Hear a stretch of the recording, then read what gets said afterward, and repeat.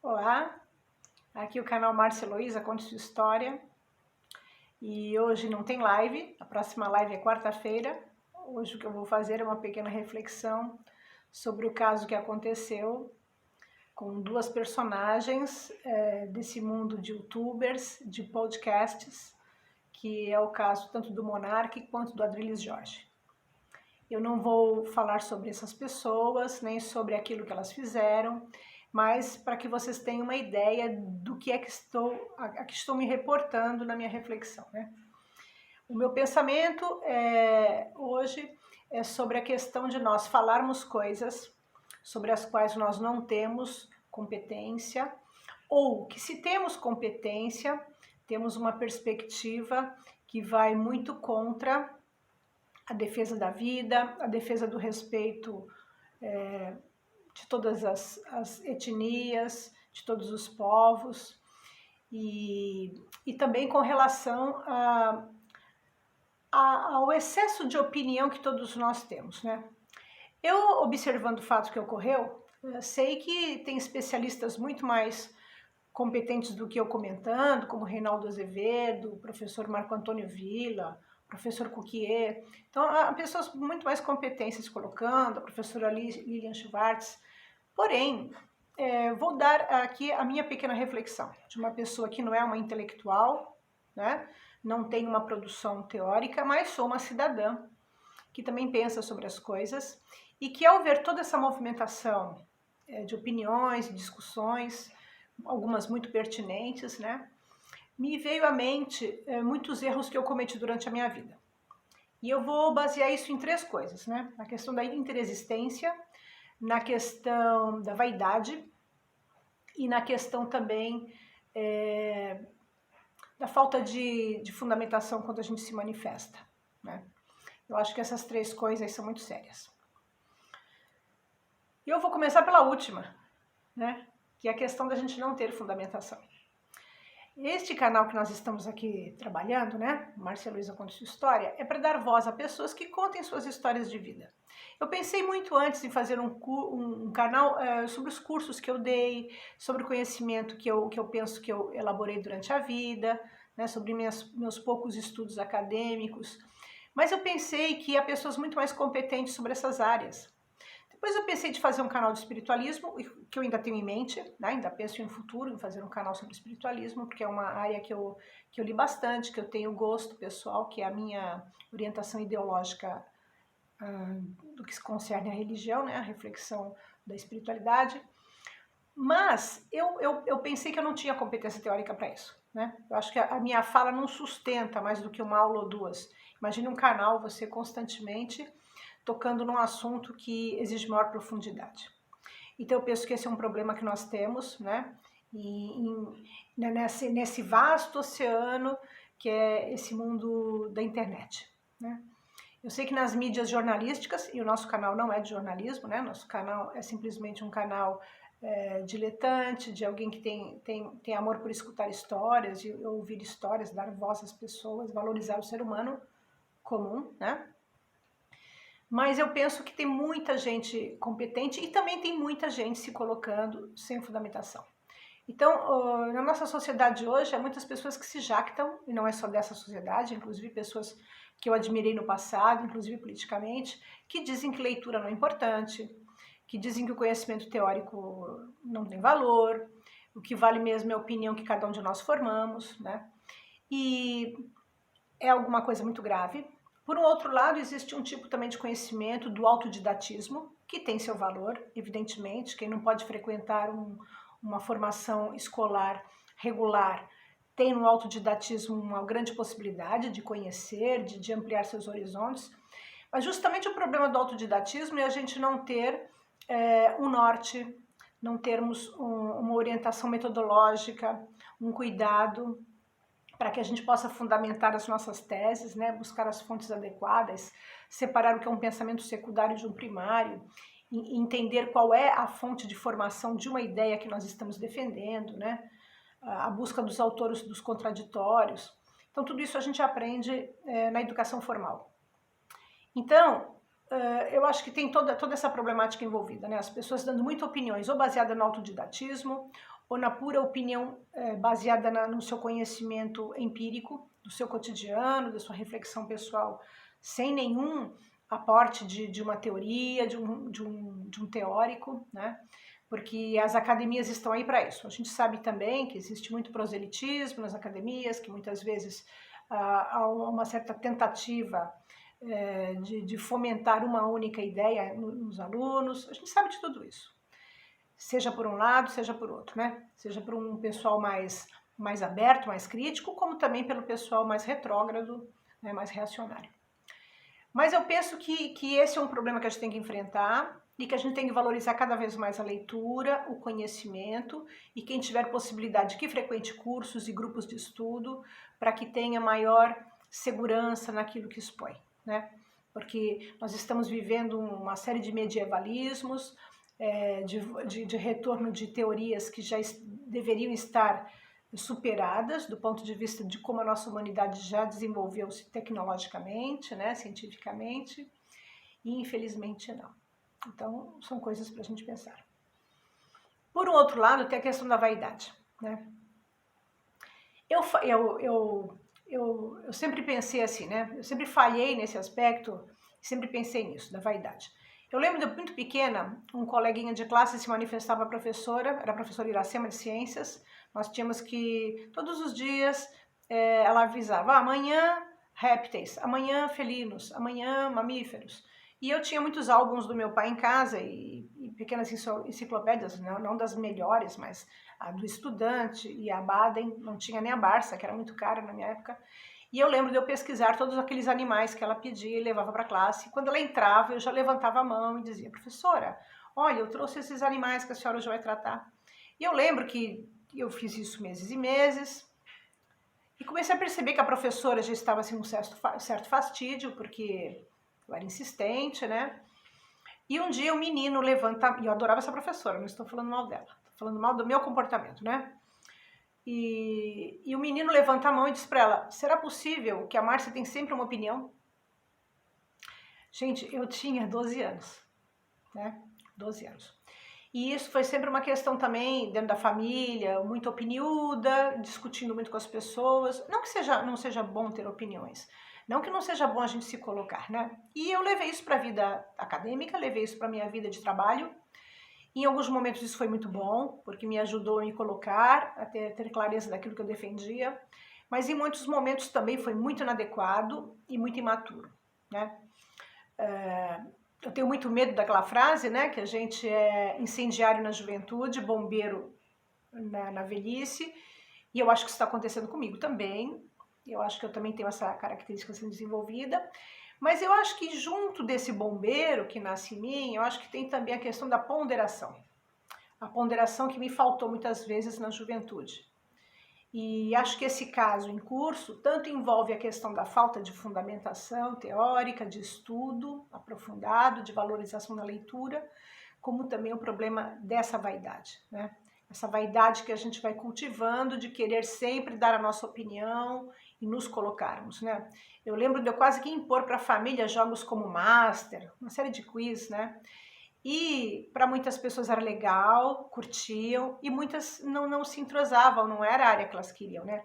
E me lembro da minha vaidade de querer muito, muito sempre acertar e vencer.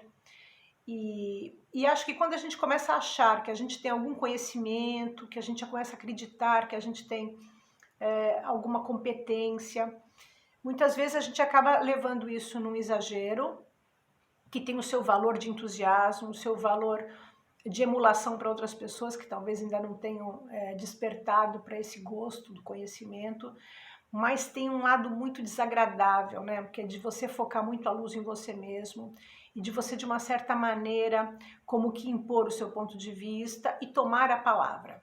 E quando a gente toma a palavra, a gente tira a palavra dos outros, né? E no caso em questão que me motivou para falar sobre isso, a gente percebe que a gente vive no mundo da vaidade, né? Um dos motivos de eu criar este canal é a vaidade, né? Porque eu perdi meu público-alvo, que eram os alunos, que eram um público cativo, que não tinha escolha, estava ali por uma necessidade, né? Uma obrigação. E não que todos, muitos eu sei que tinham prazer em estar ali, eu tinha muito prazer também, muitas vezes também trabalhei por necessidade, por obrigação. Mas uma coisa interessante é que a vaidade acaba sendo cultivada por nós mesmos, né? E as pessoas, muitas vezes, por gentileza, por carinho, nos emulam, nos dão apoio. E não sei se isso sempre faz bem pra gente, né? Muitas vezes as críticas nos fazem crescer muito, né? E quando a gente tem esse pretenso poder, esse falso poder, essa situação de prevalência ou de destaque, a gente abusa. Abusa porque a gente começa a achar que o nosso pensamento é muito importante, que as nossas ideias, nossas, são fundamentais, né? E eu acho que muitas vezes é um engano, né? E então acho que a gente tá aí nessa situação, né? A minha mãe sempre fala, né? O peixe morre pela boca, né?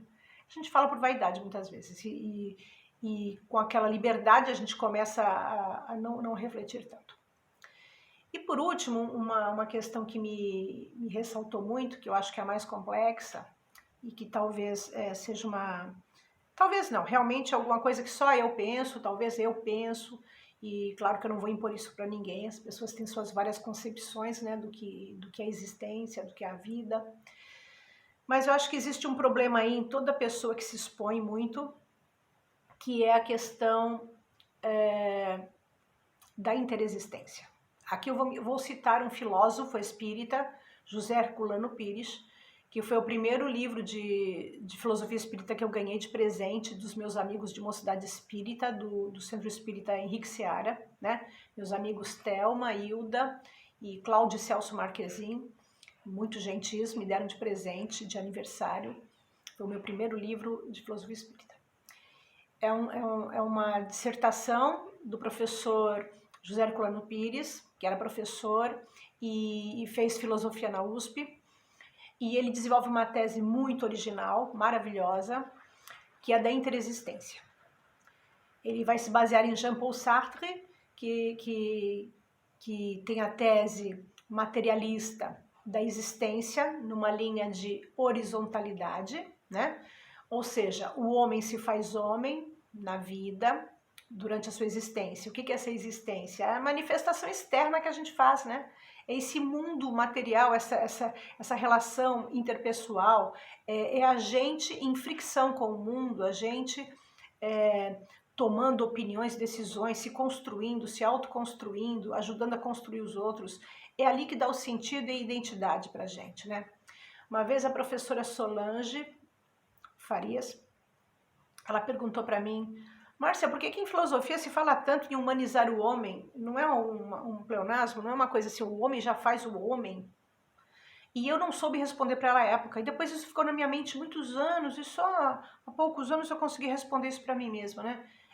Só depois de ler Nietzsche bastante, dando aula no jornalismo, eu trabalhava com Nietzsche e Sartre. E Sartre, foi ali que eu comecei a pensar um pouco sobre isso com mais cuidado, né?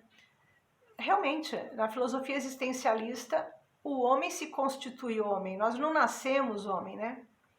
Nós vamos nos construindo dentro da cultura, dentro das relações sociopolíticas, econômicas, né? É ali que a gente vai se construindo culturalmente como homem. Nós não nascemos homem nessas linhas teóricas, né? Então, é materialista porque o sentido é dado no plano material, nessas nossas relações de produção, nossas relações de trabalho, nossas relações materiais propriamente ditas, né? Mas o José Herculano Pires, como espírita, né, com fundamentação na obra kardeciana, né, de Allan Kardec, nós, também como cristão, vai trabalhar numa linha também vertical. Então você imagine, né, como uma cruz, a linha horizontal, que é a linha do existencialismo, do Sartre, e a linha vertical, que é a linha da metafísica espiritualista. Então a interexistência seria isso, o homem se faz homem na linha horizontal e dá o seu sentido como homem, mas ele também tem uma linha vertical, que é um sentido maior da sua existência enquanto consciência, né? Enquanto espírito, com um sentido para além do material, né? Então o homem tem uma pré-existência nessa filosofia, e tem existência, e ali ele se dá. Não vou me aprofundar nessa teoria, primeiro que eu não tenho competência nela, mas só para dar a perspectiva que eu quero ter. Se o homem é um ser interexistente, então ele tem existência vertical e horizontal, né? Essas duas existências que se interpenetram. Então aqui na linha vertical eu tenho outras situações, outras frequências, outras consciências que estão entrelaçadas, né? Todas elas imbricadas, mas que não se veem, não se conectam de um ponto de vista material. Então eu estou aqui como Márcia no ponto de vista horizontal, mas eu como vertical tenho uma série de outras dimensões e frequências com as quais eu me ligo mentalmente, né? Pelo meu contato mental, que segundo alguns é feito por meio da glândula pineal, que está no meio aqui da minha caixa craniana, né? Se eu pudesse fazer aqui um ponto, eu vou encontrar no centro dela, que seria como se fosse um transmissor. Descartes já fala nisso, né? Descartes coloca que a glândula pineal é o meio de comunicação entre espírito e matéria, né? Entre o corpo e o espírito. E realmente isso tem sido estudado pelo doutor Sérgio Felipe de Oliveira, e é nessa linha que eu quero colocar também, que as pessoas, nessa perspectiva que eu estou aqui defendendo da interexistência segundo Herculano Pires, nós estamos em contato com outras dimensões, outras frequências, e o homem é um ser que se faz tanto na materialidade quanto espiritualmente, quanto em outras frequências. Nós temos, inclusive, apenas uma manifestação de parte dessa nossa consciência aqui na Terra. Então, Márcia é só uma pequena perspectiva de um ser muito mais complexo, muito mais amplo, com uma experiência muito mais longa, tanto para o passado quanto de projeção para o futuro. E nessas outras frequências existem outras consciências, tais como as minhas, com outras perspectivas, outros pensamentos. E se eu imaginar nessa linha da verticalidade que existem outras horizontalidades de outras existências que porventura eu tenha tido, eu fiz outras experiências com outras pessoas, ou consciências, como queiram chamar. E nós tivemos embates, alegrias, dissabores, experiências bacanas, negativas, não sei. Então eu acho que pela questão da interexistência também, quando a pessoa está muito em destaque, consciências de outras esferas, de outras dimensões, outras frequências, também entram em contato via esta nossa mente e nos influenciam também, né? Por isso que lá no Evangelho está, orai e vigiai. A gente tem que também ter cuidado com aquilo que a gente pensa, que a gente faz, que a gente defende, que a gente se coloca, né? Que material que a gente está colocando, como que numa noosfera, né? Numa esfera de ideias que estão todas em torno de nós, que tipos de emissões energéticas a gente manda com esses pensamentos, com essas palavras, com essas ações. Tá tudo no Evangelho, né? E eu acho que existe essa problemática, tanto no caso que eu me inspirei para fazer a fala de hoje, né, das pessoas que eu citei, existe uma influência de egrégoras, de pensamentos e de sentimentos que estão ligando planos materiais e planos espirituais, e nós somos influenciados por isso. Então, e junta a nossa ignorância por falta de cuidado com o pensamento, com a fundamentação teórica, né, com a leitura, mais a nossa vaidade pessoal, que já é uma grande porta de abertura para fomentar uma conexão interexistencial, né, de outras dimensões, outras frequências conosco, e o prato está feito, né, para nós destruirmos, às vezes, em segundos, coisas que nós levamos anos para construir, né, pela invigilância. Então, eu acho que nós temos que ter cuidado com isso. Pessoas de várias religiosidades vão dar denominações a isso, né? Muitos evangélicos vão chamar de demônios, espíritas vão colocar como obsessores. Eu acho simplesmente que são consciências com as quais nós tivemos nossos entreveros, porque se santos não somos hoje, crendo que eu esteja certa, caso eu esteja certa, também fizemos inimigos em outras vidas, em virtude do nosso comportamento invigilante. E esses nossos amigos, né, que eram nossos amigos e hoje nos atrapalham, ou simplesmente porque não concordam com as nossas ideias, né? Se nós temos detratores na nossa linha da existência horizontal, também talvez o tenhamos na linha vertical. E pior, os da horizontal nós vemos, e os da vertical nós não vemos, né? Aquelas outras consciências nós não vemos. Então temos que tomar muito cuidado, né? Então nós que estamos expostos, eu estou aqui me expondo, e me expus a vida inteira como professora, e o professor tem muito esse problema, porque ele está sempre falando, e eu fiz muitas coisas erradas, e sempre que eu errei, foi em virtude dessas 3 questões, né? Questões que eu não atentei, não vigiei para a interexistência, que a todo tempo eu estava envolvida com ela, para a questão da minha vaidade pessoal e para a questão de eu não refletir suficientemente sobre as bases sobre as quais eu fundava os meus pensamentos. Com isso eu magoei muitas pessoas, prejudiquei muitas pessoas, e hoje essas pessoas que estão na mídia se expondo para milhões e influenciando milhões de consciências, tanto encarnadas quanto aquelas que já estão dessomadas, né? Que não estão nesta dimensão se manifestando como existência, né? Então é essa a minha reflexão, né? Eu pensei muito o que eu queria me colocar sobre esse fato essa semana, mas quis amadurecer um pouco o pensamento, e hoje eu achei que eu tinha encontrado o meio como eu queria me expor, né? Então é isso. Fica essa reflexão para mim, para o que aconteceu e para todos os que ainda vão passar por isso, né? Espero que isso tenha contribuído para que você também reflita dentro da sua fé, dentro da sua concepção religiosa, da sua concepção filosófica, da sua concepção de mundo, da sua cosmovisão, que você também veja como é que você lida com essas dificuldades que nós temos hoje, né? Porque esses cancelamentos estão envolvidos com todas essas questões que eu penso que eu coloquei, tá bom? Olha, um beijo para todo mundo, tenham um bom fim de semana, e aqueles que puderem, que gostarem, que quiserem, se inscrevam no canal, coloquem like nos vídeos que interessarem, né? Maratonem meus vídeos, vocês ajudam bastante o meu canal assim, e também vão conhecer pessoas muito bacanas, e compartilhem com os amigos, né? Isso vai dar muita alegria para mim, para aqueles que deixaram registro nos vídeos e para as pessoas que porventura encontrem nesses vídeos algum alento, né? Algum estímulo, tá bom? Um beijo para todo mundo. Tchau.